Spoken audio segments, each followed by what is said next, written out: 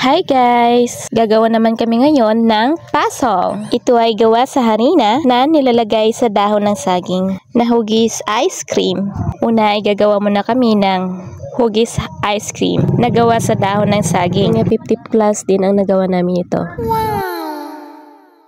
Una ay kumuha kami ng niyog para sa panggata nito. Meron kami isang peach shell, 1 kilong harina at konting asukal na nilagay dito.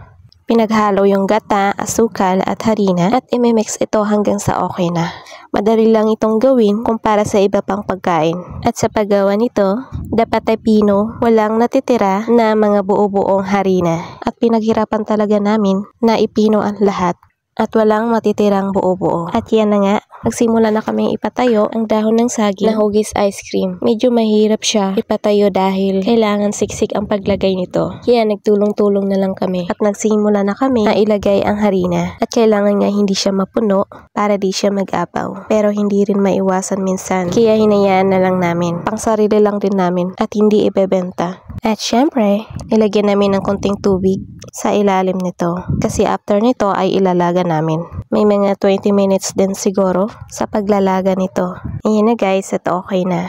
Ready to serve. And syempre, nakabuo kami ng sobra 50 peraso. Salamat sa panonood.